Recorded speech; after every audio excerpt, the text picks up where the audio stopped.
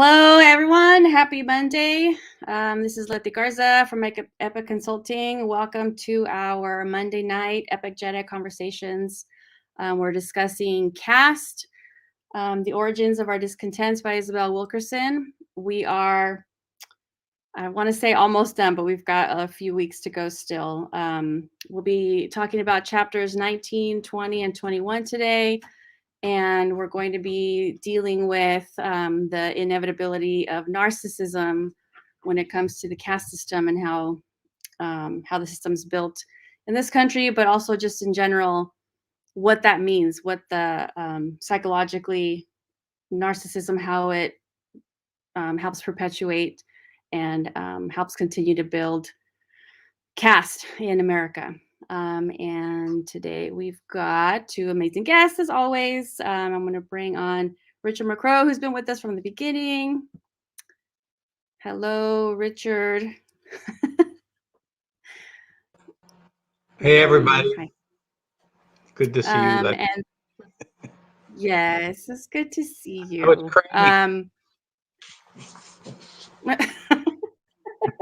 cramming before the quiz. All right, that works. Right. And then this week, we also have Tangelia Sinclair-Moore, who was here. Well, it's been a while, Tangelia. I'm glad that you're able to make it today. Hi, everyone. And if someone was watching last week, my husband was on. So I'm at least half as smart. Yes. I think you'll have a beat these chapters. Thank you for joining us, because I know it's to me it always feels like a little bit more difficult for you guys to jump on, since you're halfway across the country. Can you tell us a little bit about what you do and your interest in these chapters? Well, the last time I was on, I was still I'd started working on my PhD in educational psychology. I say that to say that that has come to a sort of stall. Because I decided I wanted to, it's like I'm too old to not realize what I want to do, but I'm working on my certification in life coaching and organizational development. Organizational development is my baby, because I think that organizations, institutions can play a huge role in how people perceive other people. And by that, I just mean with a specific interest in diversity, equity, and inclusion. My niche is emotional intelligence. It's interesting how narcissism, emotional intelligence, and it's not to be insulting, but those things all matter as it relates to self-awareness, how we engage ourselves and how we engage people around us. And without organizations making changes, I mean, real changes, then we'll just continue to see what we see now, even though people say, well, laws are not on the books anymore. Yeah, but norms, behaviors, and attitudes remain the same. And that's what needs to be addressed. That's a little bit off, and I'm still a licensed therapist. I'm thinking about going back into therapy, at least part-time. Kind of miss it. Never thought I would ever say that. But yeah, so that's where I am right now. Well, that sounds amazing. And I love hearing you talk about it, because it's obvious that you really want to dig deep when it comes to that. So we'll have to have other conversations with you about that. But thank you for joining us for this, because I know that, like you're saying, if you miss therapy, if you miss counseling, if you miss those conversations with people, then what we're going to talk about today, can really draw out some of those. I think when you're reading it, you probably start thinking about, not putting hopefully words in your mouth, but how people deal with these kinds of feelings, and whether or not our understanding of what some of these things mean and how people interact with each other in real life, we just don't have a good understanding of what those things actually are and how they impact relationships. Okay, before we jump into the chapters, though, I want to remind everyone it is a Native American Heritage Month. Next week, we're going to be celebrating what, the country as a federal holiday has decided is Thanksgiving.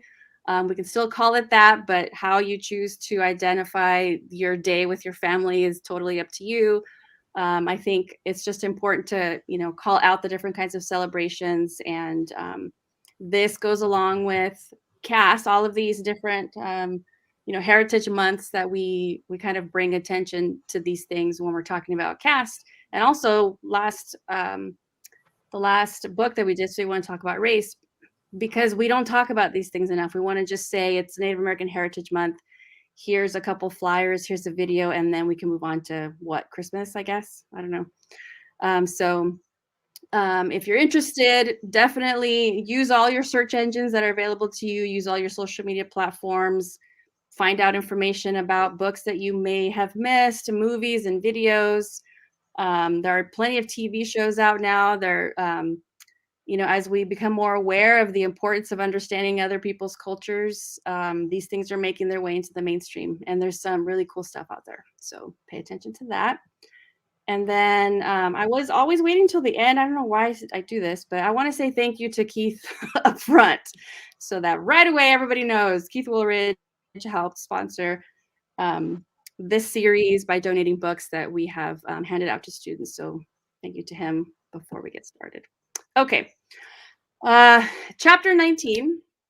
Well, I want to say that the overarching theme of the narcissism is inevitable. One of the chapters is titled sort of in this way, but it just seemed that these 3 chapters kind of fit under this idea that there is dominance and importance and superiority within the group. And then because she kind of phrases it like the sun is shining, or the dominant caste is the sun and is centered, then there's like, it's inevitable that if you are part of that group that is the sun, that there's going to be some narcissism that goes along with that.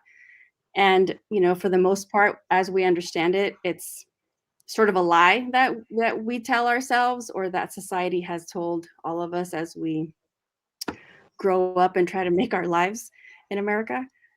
So that's sort of the overarching theme. Chapter 19. Chapter 19 is called The Euphoria of Hate. And this chapter was sort of storytelling about historically Nazi Germany, how different ideas rise up in a society, the impact that it has on people, and how maybe as a group we choose to ignore certain things about what's happening around us.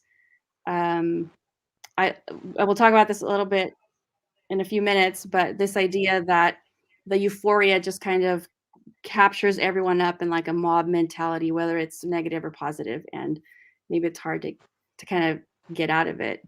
And the first thing I want to talk about is this: the Nazis could not have risen to power and done what they did without the support of the masses of people who were open to his spell. And we're talking about Hitler here. So if I can kind of get maybe take the temperature of where we are with this. This was kind of hard. It was kind of hard to read and think about when we consider, our neighbors, our families, friends, people we work with, what we would do, how we would behave, the euphoria of hate, if it would impact us in this way. What do you guys think of this chapter? Richard, do you want to go first? Go ahead, Tangelia. Oh, Richard can go first. It's fine. Oh, I think the lead off talking about and I went to look for a video of this time of Hitler returning after the defeat of France, and the cheering of the people and the buy-in and the focus in on the individuals, and starting to realize that that sort of the people there, when she mentioned in the book that it's hard to believe that they were all just hateful hate mongers, but look what happened.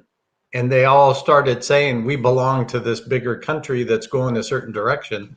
And the challenges that I feel when I'm reading that, like, it's always been easy just to say, well, the Nazis were bad. But the German people, what were the German people bad? They did some really bad things, some horrific things, but not the soldiers. I'm not so much thinking about the soldiers, but the people that just said, yes, we agree with what our country's doing.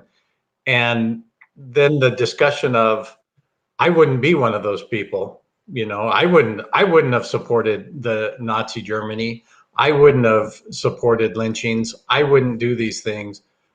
But there was a lot of people there, and a lot of people support these horrific things. And it's hard to understand why. And then the disbelief that you would join in the thought process. I mean, I like to think that I wouldn't. Don't get me wrong. In fact, I like to. My mind says there's no way I wouldn't be fooled, But that whole nation was fooled. Tangela? Yeah, and just to piggyback off what Richard just said, the truth is no one wants to believe that they would do something that horrible. But the truth is human beings have the seed of hate, indifference, all those things, seed of jealousy, all those things that make them vulnerable or susceptible to someone basically pushing them on. You just need to say, this leader just needed to say a few things. And all of a sudden, before you know it, it's almost like, and that's how, I know we're not talking about narcissism just now, but it's amazing when you can tap into people's insecurities. It doesn't matter that they're intelligent. It doesn't matter that, I would never be caught dead doing those things. But when someone can tap into something that's missing in you and almost guarantee that you can be better if, or you could experience this if these people. And initially, like with anything, it starts to, for instance, I'm going to say this, as it relates to like pornography. I've dealt with people who would say, okay, well, I started out just looking at just heterosexual, and then it turned into children. And I don't know how I got here, because the human beings can be insatiable. And I know it sounds off, but that is one of the ways in which people can find themselves. Before I knew it, I was standing in that crowd, showing jubilation for the destruction of other people because of what this person represented. And she mentioned lynching. I do believe that those people were, I'm sorry, they were bad. I don't want to disagree with her because she did all the research, but I don't think that they were just kind of caught up. No, they agreed to some degree with everything that was going on. I think we let people off the hook. Well, they're just good people on both sides.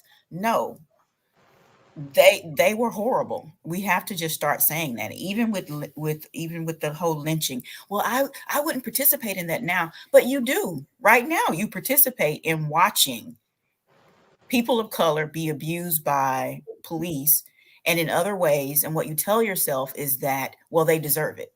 It starts off with, well, okay, she had a bad attitude, as if having a bad attitude deserves death. Or he was doing something illegal. It all starts with something small. You start justifying it. So we all have seeds of something in us, and we just have to guard our hearts against it being pulled in the wrong direction. So that's my 2 cents with that right there. No, that makes a lot of sense. And we're going to talk, obviously, we're going to hit on all those things that you're saying, because there is sort of this back and forth. Even in some of what she says, there's a little bit of back and forth. It's like, okay, so like this next question, did the German people know the carnage they were celebrating? Did they know when it was happening? And that's sort of a question that we pose a lot. When did they know? How much did they know? When did they know it? And all this kind of stuff. Before we answer this, I'm going to bring on Dr. Tommy Tunson, who is joining us now. So let's say hello to Tommy. I hope you're ready because now you're on the air. Yep. Too late, you're here. Hello, can you hear me? Hi. Yes, thank you for joining us. Absolutely. So we're posing this question, and then I'm going to put up what she says, because there's a timeline, right? And I think, Tangelia, what you're saying is true, that there's a point where people might be getting caught up today or 60 years ago, 70 years ago. But then there's also the point where you can't keep pretending that you don't know what is happening or why it's happening. So we ask this question sometimes. I think maybe we pose this question to, I'll say, high school or college students who maybe are taking a history class and they're kind of going through this part of world history. And maybe this question is posed, and every generation keeps getting asked this question. And maybe that does a disservice. Instead of saying, did they know? I think, to Tangela's point, we should be saying they did know, because given the timeline, especially from the video she's talking about, they knew that their friends and neighbors, their Jewish friends and neighbors, had been rounded up. At this point, they had already been publicly humiliated, taken away, and never seen again. So they knew, at the very least, they knew this much about their own neighborhoods when that video was filmed. Letty, I'm gonna be right back. Man, I was waiting for what to say. You know, I think that Tangela hit on something that I didn't think of when I was reading the book, that especially when it comes to the lynching in the South.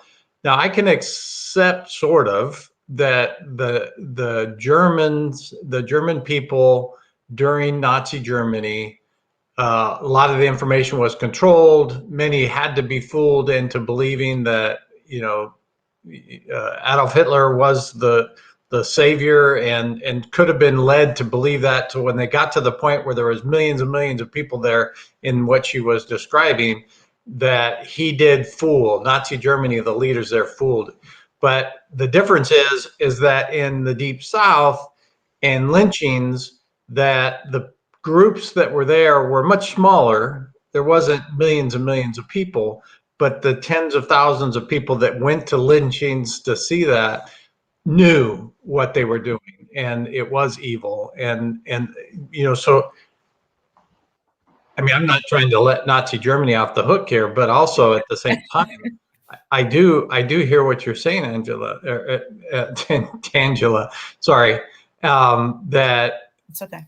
the severity and understanding what was wrong for the people that attended lynchings in the Deep South all the way up until, you know, recent memory. So.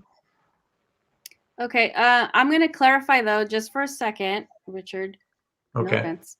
No offense. That it's not just Deep South. Lynchings were happening all over the United States. So let's just want to say that they were happening all over, and it was the different kinds of people all over the United States, and it was the same mentality for different people across different communities across the United States. So I don't want to keep saying Deep South. So I just wanted to put that out there so we don't forget, and we use the proper language. Okay, so getting back to this, Tommy, I know that you like bowed out for a second, but do you, I think even without having, even if you didn't think about the video that she's talking about in like a museum setting, if you think back to maybe like a history class that you've taken, or how we have conversations about World War II and what happened during the Holocaust, this idea about when did they know and how much did they know and how does it affect our perception of people during that time,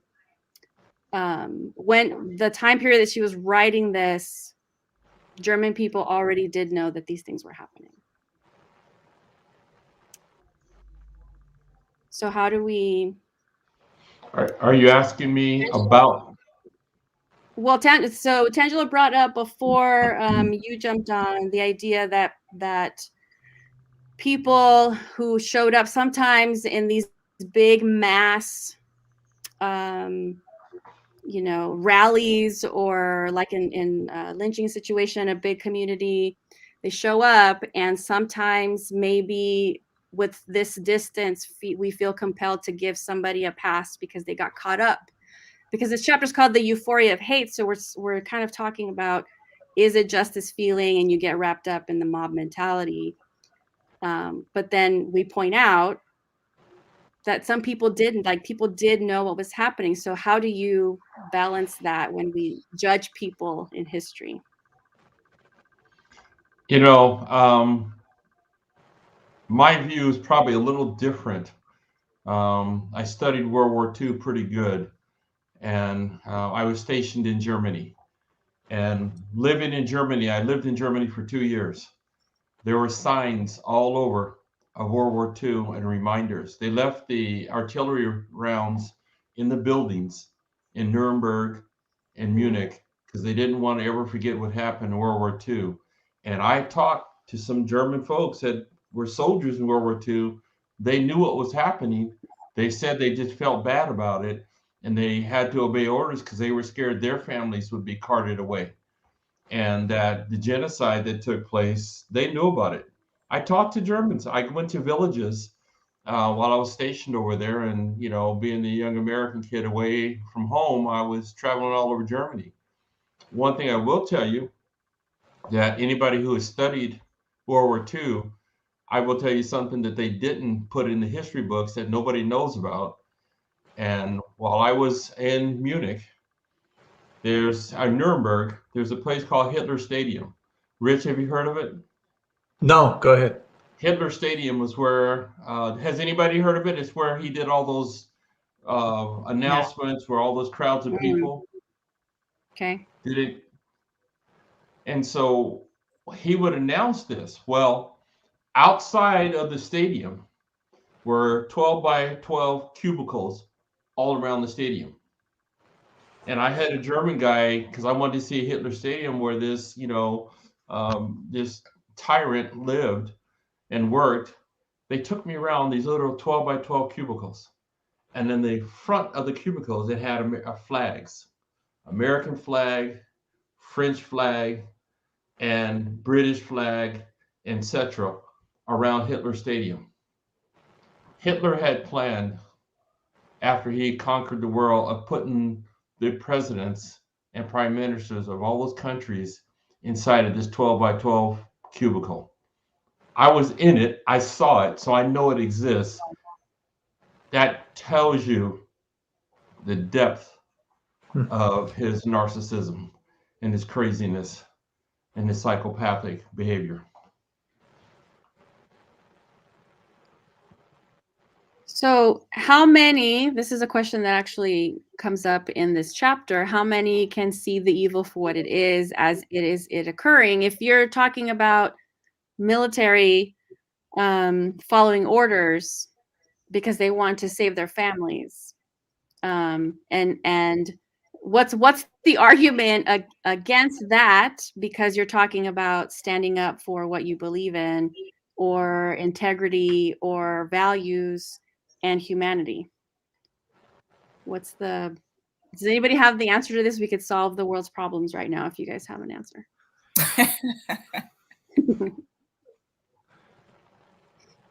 No pressure. Yeah, it's sort of rough. You know, do you see the evil coming? You know, do you see it for what it is? And the difficulty I have in thinking about Germany is just the amount of people that sort of fell in line behind Hitler. And did they see the evil? Did they understand the evil? It's hard to comprehend that the German people really saw the evil, really knew the evil. And I know we'll talk a little bit about it in the next chapter, but that's the part that I struggle with. And Tommy is sort of hit on it in his journeys around Germany itself and meeting the people. But at some point, because during the war and during the rise of Germany, and rise of Nazi Germany, I'll say, then there was hatred, there was evil, there was, you know, people turning on their neighbors, there was all these different things happening. And so after the war, there had to be a reckoning. It wasn't just like suddenly you lost all these beliefs because you lost the war. the hatred and the evil still existed, and then slowly became this reckoning. I think that Germany, and what I understand, and the reason they left, the symbols of war that happened around, and the reason they even left, my suspicion, Hitler's stadium, is to remind them that they were fooled during this time, that they did follow, well, for whatever reason, whether it was fear or whether it was actually believing that they were a superior race. I still have trouble believing that that the country was so evil at the time, and that the citizens just sort of were all evil. It's difficult for me to believe that. But I do believe in the evils of Nazi Germany, don't get me wrong.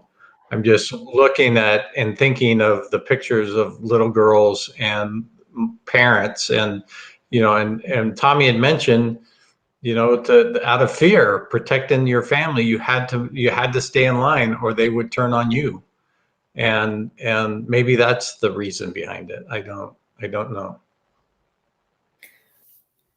Richard mentioned the belief in superiority, and I'm not a historian, but it just seems that with human behavior, when you have, whether it's genocide or whatever it is, you have to dehumanize a group of people before you commit atrocities, before you get an entire society to look at Jews, or specifically Black people, in a way that makes it okay to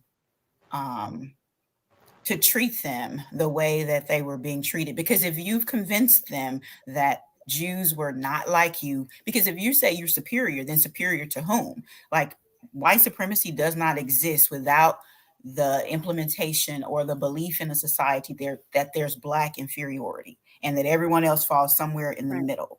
So I say that to say this: that's how the evil creeps in. First, it starts with a lie that any human being, and Letty knows this, I've said this all the time whenever I've spoken on here, is that as a Christian, I don't believe that any human being is superior to anyone else. Everyone's made in the image and likeness of God.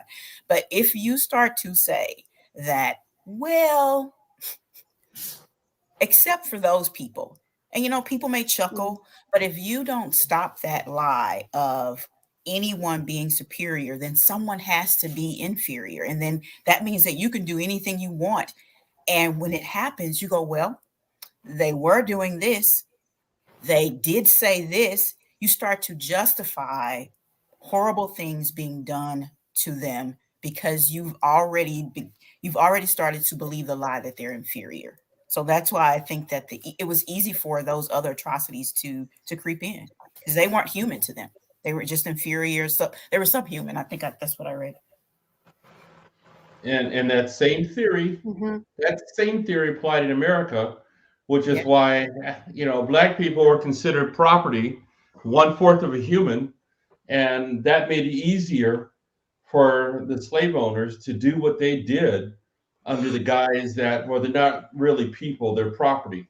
That has perpetuated itself throughout history and made it real hard. And I will tell you, I know, Letty, you said all over America, but I gotta side with Rich on this one, because in my travels, the only lynchings I saw or was told about was from my family in Louisiana, others in Georgia, Alabama, Mississippi. That's where I saw it. They did happen in other places, but they were very rare. And people a lot of times were arrested if it happened outside of the Deep South, but the Deep South's where it's centered. So, and I agree that evil permeates itself, and people get caught up on it. And just like a lot of people are saying, they don't know how anybody could follow somebody no matter where they are in the world. And I don't want to bring it home, but I think the Pied Piper exists in America as well.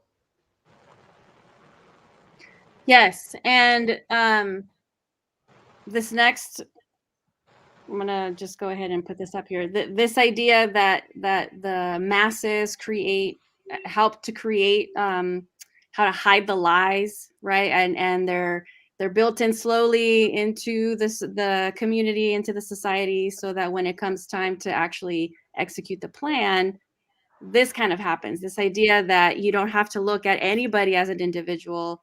We don't have to think about an individual family, an individual soldier even having to think about what he's having to do for his family. And so this idea that it's harder to look into the darkness in the hearts of ordinary people, and that could be, shopkeepers, landlords, soldiers, anybody who turned their neighbors in, anybody who stood by and watched, children being dragged away from their families in neighborhoods. They were watching it happen. And I think that as a whole, we decide that we try not to blame individual people that are living through this. And, the point is that there is some generational distance now. I think obviously as the years go by, we're getting farther and farther away from having someone who can speak to it from personal experience. But they still exist, and those records are there, and those families still suffer. They still think about these things.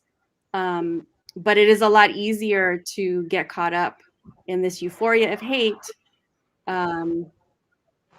when it's in mass and when you're afraid for your own life. So it's threatening everybody, right? Like you're saying, you don't want to step out. You don't want to be the person who speaks up to save their, to stand up for their friend or whatever, because you're putting yourself in danger. And that is absolutely true. And what happened in the US with African Americans and everyone else in between, right? Any last comments on this part of our? No, I think you're right. I was just remembering back when we were talking about some of the lynchings and the postcards that were sent out and the sort of marketing of the lynchings themselves, so even if it was isolated in the Deep South, which I agree, there was lynchings all around the country, but that focus on the Deep South, many stood by and just watched. Many got those postcards in the North, in the West Coast, wherever people were, they were aware that these things were happening and stood by and did nothing.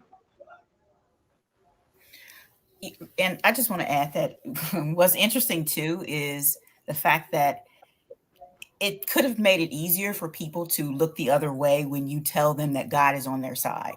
When they do this, God's made you superior. I mean, it happened with the Catholic Church.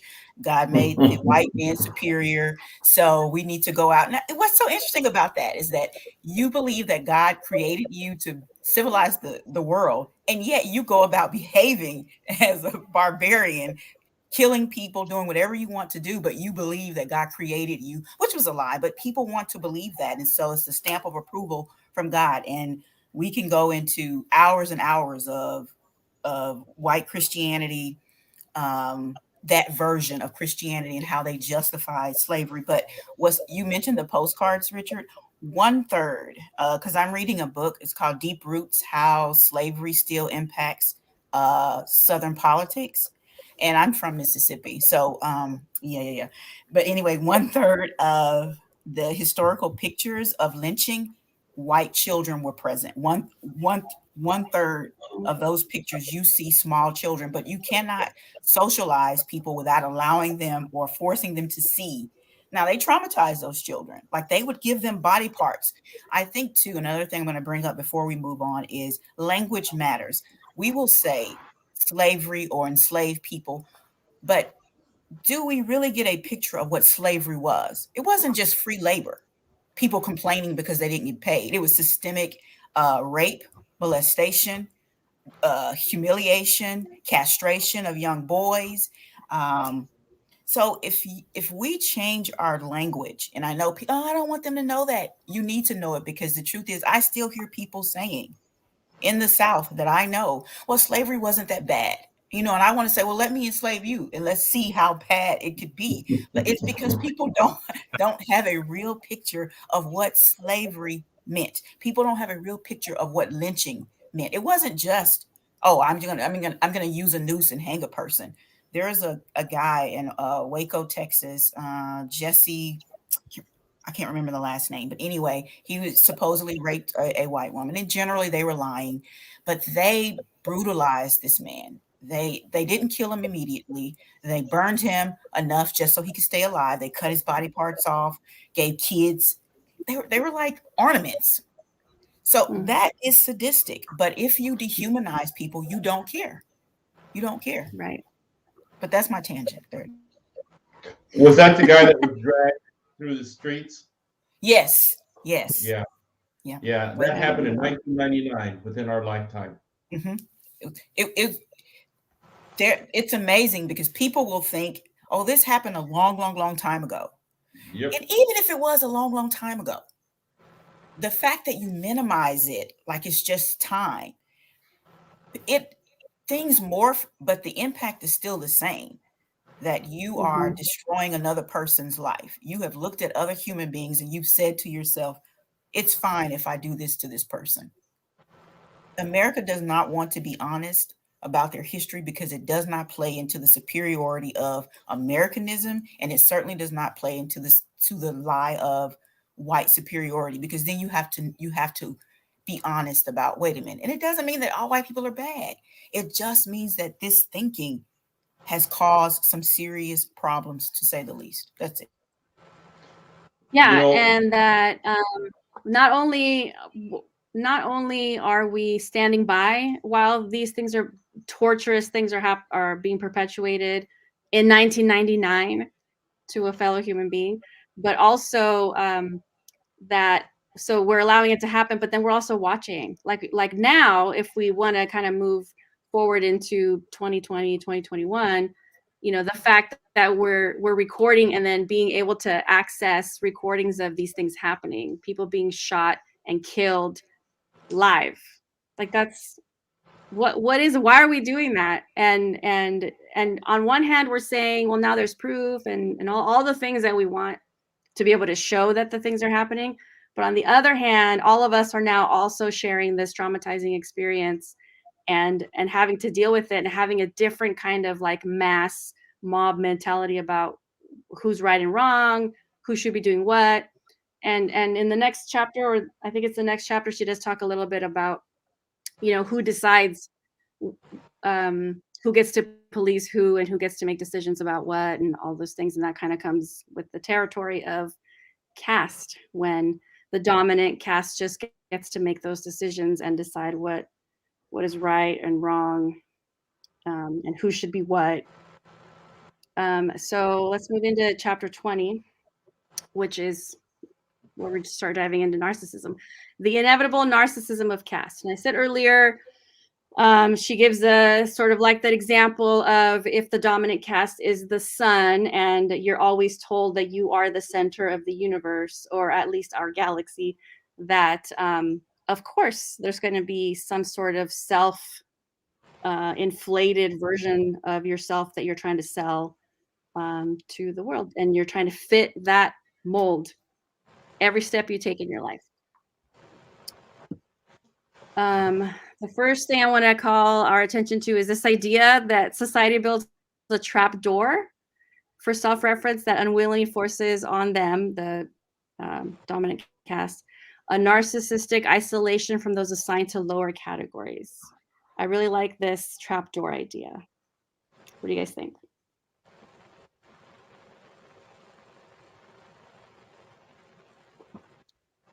Nobody likes the trapdoor idea.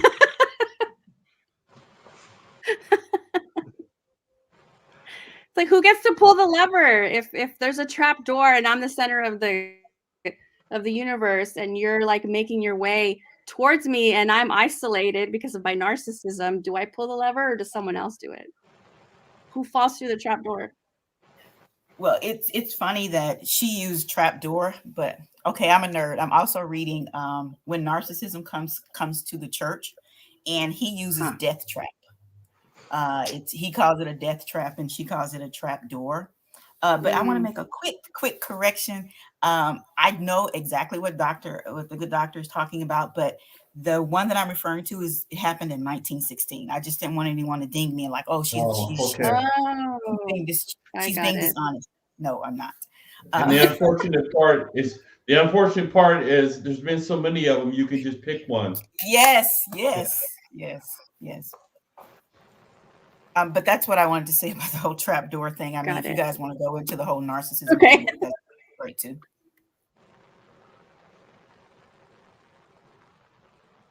Richard, Tommy, you don't like this idea? We can move on.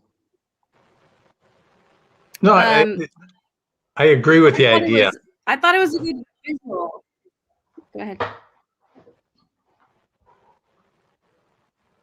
Oh, okay.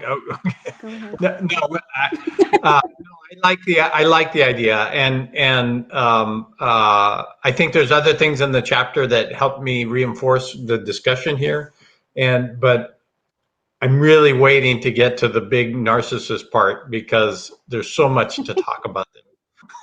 So this is the beginning. To me, this is the beginning that automatically you're at the center.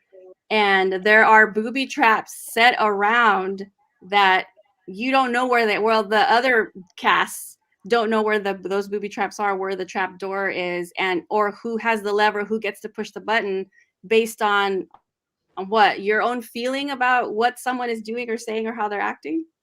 That's what I felt like there was like these rings, and this is probably like a sci-fi movie that maybe that's why I have these images in my head where, you know, if you cross into a certain line, because this chapter also talks about what we talked about a few weeks ago about in the lower caste, you can, you know, if you move beyond your station, that you're going to be challenged every step of the way, that you're going to stand out, all of those negative things that happen when you step outside your station. So this to me sort of was like, I was reflected on that with this idea that, oh, there's a trap door. So if you step out of line, someone pushes a button and someone in the dominant caste gets to say, you know, off with their head, and then they push the button and they drop to, what is it? It was Jabba, wasn't it? Jabba the Hutt had a trap door. Yeah. Now who's the nerd, Tangela? You know, I've been thinking about this statement, and when I read assigned to lower categories, the first thing comes to my mind is a theory that I learned in undergrad called ethnic succession. And in ethnic succession, there is a tier level of people of color, of who's on top, who's in the middle, who's down in the lower tier, and then who's the lowest tier out of the ethnic succession, out of all the people of color. And so when I see that, the trap door, you get some instances where one ethnic group will think they're better than the other ethnic group, even though it's the white group, the dominant group that everybody's looking toward, but they forget that in that succession level, there's others. And that's what I read out of a trap door into lower categories. And that ethnic succession is becoming more and more important because people are starting to say, hey, it's not just African Americans that are being mistreated. Now everybody's being mistreated. And so they're trying to open the umbrella for more. Mm-hmm. Richard, were you going to say something? I'm sorry. No. I don't think he was, Angela. Go ahead. The narcissistic isolation it reminds me of how white supremacy socializes white people into narcissistic relationships with themselves and other people. It is a death trap for them, and it's unpredictable for other people because you think that, okay, I've made it to this point. But the interesting thing about narcissism, just the entire ideology about it, is that it's so fragile that even as people of color make moves to improve their lives, the goalpost is always being moved. Because the truth is, you will never be white, and that's their solace. Like, even if they're poor, it's like, well, at least I'm not black, at least I'm not brown, and at least I'm not a woman. If you are a white male, sorry, Richard. So I know I'm just teasing, but I thought about that. They've actually hurt themselves. Because the truth is, you cannot live up to this perfection that you think you have. I was telling my husband today, it's so interesting how just sounds like they want to deny their own humanness, because humans are weak. There's absolutely no one on the face of this planet that can say my ethnic group has never done this as it relates to committing crimes or doing horrible things or doing great things or wonderful things. But it is difficult to try to live up to an illusion. But narcissism, that's what that is about. It is an illusion that you can never grab hold to. And when that illusion starts to get cracked, you experience, it's called narcissistic rage, or you can say white rage. There's a book by Anderson, and it's called White Rage. It's actually pretty good. It's a hard listen, but it's pretty good. White fragility, that's where that comes from, where if this illusion I've put up starts to shatter, I am going to get really, really upset. So for instance, just let's take I know some people don't like the group, forget the group Black Lives Matter, just the slogan Black Lives Matter. Why is it that far too many, and I live around a lot of conservative whites, why is it that so many of them, the initial response is, well, all lives matter? Why can't you go, you know what, that's true, and then say, okay, well, why do you feel the need? I would rather you ask me, why do you feel the need to say that? Then we can talk about it, as opposed to gaslighting me. Well, nothing's happening. Nothing's going on. You guys aren't the only ones that matter. Nobody says blue lives matter. I'm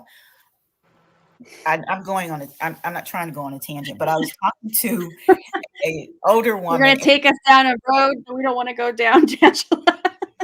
She was so sweet, and she was so sincere, and she's just like, I don't have a problem with Black people, but I just don't. And I said, please stop, please, because I know that after you say I just don't, you're going to inevitably say something that is either borderline racist, if it's going to be something that or later on racist. Yes, it never ever, because she started talking about Black Lives Matter, and then she goes, well, what about, people in the hood killing people? That is, we can have that discussion, but what does that have to do with the cop shooting this boy in the back? It is as if that nullifies my humanity, because this guy over here, because people over here living in a myriad of reasons why things happen. Why can't you just address this right here? Because it would spoil the illusion that what the superior race is doing is always right. That can never be questioned. And if they do question it, it has to be, well, it happened like this, but he was wrong. I'm done with the tangent, Letty. I'm sorry. There's always a but. Letty, I can't let that go. I got to jump in there. Tangelia, I love what you just said. Having been a cop my whole life, I'm now training and educating law enforcement. And the hardest group. No. The largest group for me to get through to, and Rich knows this, is the white police officers. They're feeling like they're under siege all of a sudden. And I tell them, I says, listen, of what I had to put up with in my early days as a cop from you all, now all of a sudden shoes on the other foot and you don't like it. And there's some truth that you need to hear. So you're absolutely right. But I'm just letting you know it's really hard. And I think the only reason they let me in the door to talk is because of being a cop for so long. But I let them know what time it is. The seeds that they sowed in the 80s and 90s is coming back now. Yeah. So Tangelia, what you're saying, I don't know if maybe you didn't know that Tommy's a criminal justice professor and does police training and all that. So we've had these conversations, and everything that you're saying all the time has to do with how police are being trained now. So, and communities, and how they're dealing with, and how they see the police, and how they see their communities. So it all fits together. I want to bring up this point because I know we're gonna always run out of time, but so this idea, because we're talking about these human experiences and dehumanizing people, the dominant caste tends to resist comparison to lower caste people, even the suggestion that they have anything in common or share basic human experiences. So, like Tangelia, your example, whatever that person was going to say next, always qualifying it with whatever they want to qualify it with, trying to get you to see their point of view, even though they might be talking specifically about your own lived experiences, right? This happens all the time. The example in the book that she brings up is something I felt that it was like such a basic, friendly conversation that you would have with someone maybe that you work with or a neighbor, right? About having an older parent or in-law who needs your help, someone who's sick. That happens to anybody, and everybody is going to be dealing with an older relative that needs care. And even that basic truth of family structure as a human being could not sit. The person she was talking to could not handle being compared to her and her family. I feel like we've all seen and heard, maybe we've experienced this specific commentary, this specific conversation with someone that felt like that. I don't know if you want to share anything like a personal experience, but the feeling that comes along with in that moment, realizing that the other person is saying to you, no, we're not having the same, you're not human the way I'm human. Anybody want to share or comment on this madness? I was just going to say, I agree. Like it didn't floor me. That would be extreme language, but I just thought to myself, it's just a regular conversation. Like, I'm telling you that, guess what? I love my parents too. And I'm going to take care. I'm struggling with how I'm going to move forward with taking care of them. But that is what's so insidious about that entire ideology or that belief system, is that it creeps into everything. If you are not careful, if you are not self-aware, to look as if, oh, you love your parents too. It's not the same thing though. It's not the same thing. That was just weird to me. I've not had that exact experience. But I've had some experiences growing up in the South, in Mississippi. So yeah, no. Mm-hmm. Yeah, I was also, I was floored because I was, I know that's probably the white in me coming out, but I was floored because, you know, So it just was such a simple, yeah, it was such a simple conversation. And I just, what the hell? And then I had to take a deep breath because I almost felt like I wanted to argue with somebody to say, you know, knock that shit off. You know, if you want help, you want somebody to listen to you, you want somebody to empathize with you, then, you know, you got to open your mind. I mean, that sort of conversation. So, yeah, I was taken back because it's like we're all the drama of the things that we're reading and the level of intensity, and then we got down to this simple conversation, and then I was like, what the hell? After all this is what you're thinking. And that's how I felt when I read that story. Mm-hmm. This is the microaggressions, right? The every tiny thing. That's why I'm saying, like, when she's standing there and then he says what he says and she realizes, oh, you don't see me as a human being going through your same human experience. Okay. Don't bother talking to me ever again.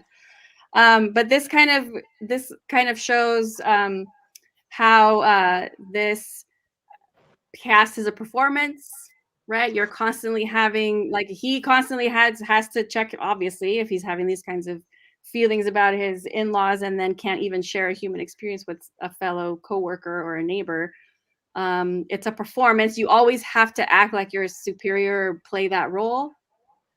And then the idea that everyone else, if I'm then the dominant caste, that the lower castes are, if I'm trained to be superior and that, you know, white superiority is the way, then everyone else is then also trained not to bring attention to themselves.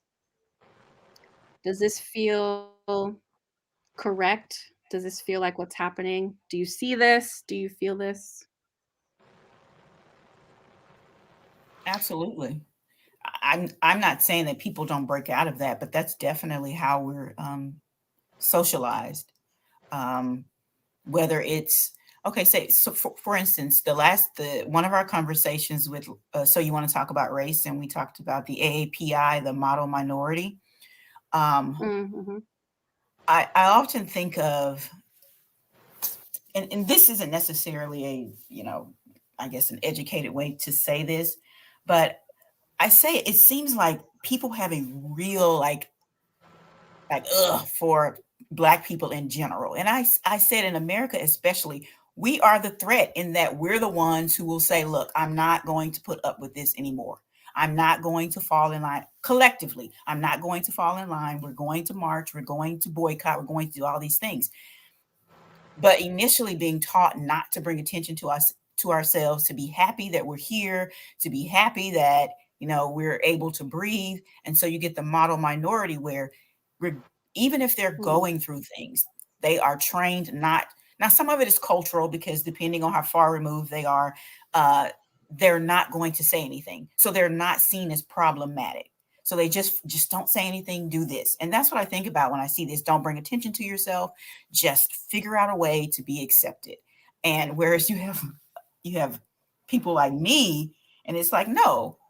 And I'm not saying that hasn't happened with us, because there are plenty of people that I know and they're just like, no, just be quiet, figuring out a way to be accepted. But overall, we have probably been the loudest, and we somehow, I can't think of another word, pop out of our place that we're supposed to be in. But if we didn't, I don't think, my husband and I know this sounds extreme, but he and I are talking about it, and we just said, if we didn't have people who were consistently trying to fight, we probably would not be here. And I know that sounds extreme, but I don't know. I just think that we're amazing that we're still here breathing. Yes, there are issues, but my goodness, all the things that have happened. So we decided to bring attention to ourselves. Yeah. And do you think that this has a lot to do with, I mean, obviously the way the caste system is built, but then this idea that going back to children and how we're educated, but then also maybe religion, there's always someone telling kids, but maybe all kids, but especially BIPOC kids, to be quiet. They're being too loud. You're always being too loud. You're always like, it's enough that we can see you. You don't have to be so loud. Like, we can see you. And so this kind of calling attention to yourself could be, I mean, so many examples. Just existing seems like you're calling attention to yourself. You're living and breathing and calling attention to yourself. So what you're saying, Tangelia, makes me feel like we're always appreciating whatever our ancestors did, because if every single thing that had to happen for me to exist didn't happen for whatever reason, that there was some kind of fight to thrive, right? And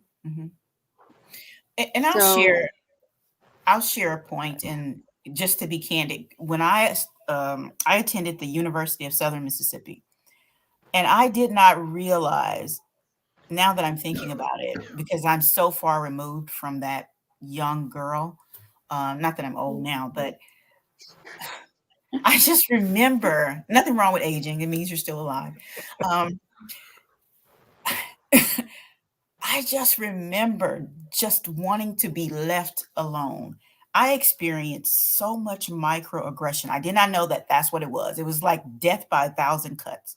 And I just wanted to shrink up so that no one would see me, because I had professors making comments. And it's like, everyone knew there were only 2 Black people in the class that I was in because of my major. It was speech pathology, and I've done nothing with that. So that was just undergrad time. I'm sitting in this class, 2 of my classes, and the professors would say something, and I had done everything I could. I was getting good grades. I would only participate if I was called on, I wasn't trying to bring attention to myself, but being pointed. And this was in the 90s. So it's just interesting how people say, well, that's a long time ago. No, people still have, this is like ingrained in this country's DNA because we won't be honest. But I do remember hiding. I do remember thinking to myself, okay, I just need to prove that, and this was bad too, this thinking that I'm not like what they think Black girls are like. That was problematic thinking, because why at 19, 20 am I trying to prove to you that I'm not like someone, as if it's something wrong with being whatever it is they think a Black person is. This is just me. And no, I'm not bitter. I may sound like I'm upset about it, but I'm not really passionate. You're just living. This is what you experienced. It's So I'm just saying, like, I do get that, not bringing attention to yourself. But I swear those professors, they brought attention to me. And it's like from like comments, Tangela thinks she is Southern. Tangela thinks she's this in class. And I'm thinking, aren't you an adult? Why are you calling me out in class like this? Well, and I'm not playing the violin. It's the performance part of it, right? They think they have to show you. You know, mine's a little different. I absolutely, Tangela can tell you, I admire you so much because I grew up in Los Angeles, but I've traveled to Mississippi, and I don't know how you did it. I really don't, because it's hard for me to understand. And Rich and I come from a background that is the most integrated system in America. Both of us come from the military, and there is more of a chance for that trained in education and acceptance. And I wasn't quiet. I played football. I'm a big guy. Rich is tall. We can't hide. And so the bottom line is, I know for myself, I went into law enforcement. And why in the heck I went in law enforcement is because I got tired of I saw people sprayed with those hoses as a child on TV. I saw assassination of Martin Luther King and Malcolm X. I was a little bit of a young boy, but I remember those. So I got in law enforcement so I could change it. And I will tell you, I wasn't accepted in law enforcement. Like you in your classes, I was always the only Black that was on a police department, the only one that was in my college classes, graduate and undergraduate. And I'm in California, and I was always the only one. So I know what you're saying about, and then when a topic would come up about race in one of our training classes in the academy, who do you suppose they looked at and wanted to hear the opinion from? And we did a study in this at Bakersfield College with USC about that, and it was really interesting, and not much has changed. And you're right, 90s, I think that was just yesterday. Right.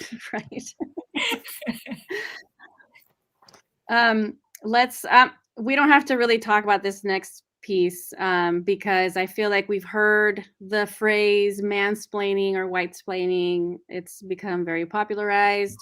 She didn't actually use this phrasing, but I thought that it was kind of like, I'm going to call this out because she gave the example of being in a group and having someone, when she's talking to Indian scholars, to have someone who was obviously of the dominant caste in India come over, interrupt their conversation, and correct the person who was supposed to be lesser caste in India, with like absolutely no regard for what they were doing, who they were talking to, their feelings, just like, I'm going to take care of this because it's my place. And so this kind of led to the whole, dominant caste gets to police and decide and all those things. So caste-splaining is something that it seems like she was describing, that this is why it's happening, that it's based on caste, and we get to the dominant caste and all the other castes lined up, get to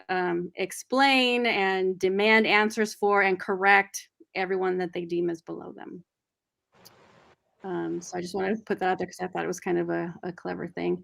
I'm going to just very briefly point this out, this whole hierarchy within the upper rungs, right? We talk about this in other chapters about how even within the dominant caste, even within each caste, there's like a hierarchy. And this is so interesting to me that people from the dominant caste constantly talking about, where they think their ancestors are from. Are they English? Are they Scottish? What part of Europe? And then somehow they've decided that some countries, even within their own lineages, are better than others. And then this idea that if you say that you're Nordic, that like trumps, for lack of a better word, that trumps all the other white people. This crap, it made me laugh, but I was like, what? Who are these people that use are a going different around word? Use a different word, Nordic. lady. Don't say Trump. Oh, That's what it means. she put that in the book. Used On that purpose. word. She That was- used that word. Yeah, it made me laugh. Because it was connected to that, right? Like, I don't know. You come from Vikings, I guess. What makes that better than all the other white people? I don't know. They have their own system of deciding who they get to decide, like what part of Europe, I guess. So this part kind of made me laugh. It was really interesting though, like how detailed they thought that they were getting with their lineages and where they came from, and if you have certain kind of hair or eyes or whatever, then all you had to do was say the magic word. Hispanics are the same. Hispanics are the same. Those that come from Mexico look down on those that come from the Caribbean that are Spanish and Latin, and those from South America, Yes, particularly down in Uruguay and Panama, not Uruguay, Argentina. They think that they're above the Mexican caste system. They think they're above the Caribbean Hispanic caste system, and there's that tier level with them. It's the ridiculousness of it all, because the truth is, if there were only white people, they would still find a way. Yes. Because this is the thing. People don't really care, like, okay, I'm wealthy. What you care about is that you have more money than the next person, not just that you have money or even beauty. You care about your beauty as it relates to judging yourself against someone else. Human beings are just we're just ridiculous. But just for people, if people are actually listening and paying attention, I think it was in 2000, a scientist named Craig Venter. He's from I'm going to butcher the word. It has to do with genomes. And he studied 5 genetic codes from Spanish, Asian, Caucasian, African, American, and Hispanic. And 99.9%, he could not tell the difference in who the people were. The only difference that we have is aesthetics. So we are treating people not according to how they're actually created internally. Because if we have a match, you can have my liver. You might want to lynch me, but I can save your life. I can give you, I can give you blood if we are a match. It's just so ridiculous that, okay, her hair is kinky, so she's less than. What does it have to do with me as a human being? Her skin is I don't want to say pasty because it sounds insulting, is very light. So she's superior. Angela, tell them the word. Tell them the word. No. Yeah, go ahead and tell them. All right, go ahead and put that education out there, because I know what you mean. You tell them. You're the doctor. You have more credibility with a PhD. Yes, sir. Fine. Keep your words to yourself. What you're saying, everything that you're saying leads into this last section of the chapter. It's only a couple of pages, but it's this example, exactly what you're talking about right now, that you're basing everything on how someone looks. Even when you say in this neighborhood, going through Nazi Germany, everyone's checking their ancestry to make sure that they're not coming from certain parts of the world. And then there's a girl that shows up with dark wavy hair. And it's not straight, and it's super dark. So where did you come? Who did you come from? Where are you from? This is like the original "Where are you really from?" question, right? But all that does is play into the paranoia of the dominant caste. It's like, oh my gosh, my kid is going to be born with this color eyes and this kind of hair, and maybe they're darker than the rest of the family. What does that mean? When the rest of us, or most of us, are like, who cares? But obviously in Nazi Germany, this mattered. The measurements of the face. It mattered in Harlem too, and it mattered with black folks back in the day when they used to say, "Hey, I got good hair." Yeah. Oh, yeah. Oh, that's so horrible. Can I say something that's almost sort of related? No. Off topic, but and I hope I don't insult anybody by this, but Letty and I had our DNA done recently and sent in our sample to ancestry.com. And I will tell you, I will be honest, when I sent it in, deep down in my heart, I was secretly hoping somewhere in that lineage was a person of color. Oh my God. I will tell you, it came back. I am white as white can be. There is, and when Letty and I looked at it, we're like, she's like, holy smokes. Hey, Rich, white. I thought mine was going to come back 100% or at least 90% African. It didn't. Oh. No. That scared me to death when I looked at the high percentage. I'm like, oh no. No. But anyways. Oh, that was it. That's you just wanted to share that you're like the whitest person. I just wanted to share, and when, yeah, and I couldn't. Congratulations. We'll get too off topic. I could another day, but I will tell you, it's sort of surprising. I'm not even sure how my ancestors got to the Northwest. It just sort of looks like they came from Norway and then dropped right off in Northwest, and there's no. All the different DNA samples that are around the world are either in that part of the world or in the Northwest, and it's very strange. They've migrated. Yeah, I was going to say that one of many issues with the myth of white superiority is that not only it shows its fragility when your identity is in something external like that. When you are unable to appreciate other people. Like, I have no issues with a person of European or whatever descent, Nordic, being proud of having, pasty skin, light skin. Yeah. It's okay. My issue is that you then go around the world disparaging Black and brown skin. If you were, if you weren't fragile, if your identity wasn't just in that, you wouldn't spend so much time and money, which America did, Western countries did, to promote everything but, anyone who doesn't look this way. But because it's so fragile, if anyone's listening, I'm just going to say this, and this isn't a tangent, but I'm going to say it. Excuse me. I am not interested. Like, that people will walk up to me and have asked me, "Can I touch your hair?"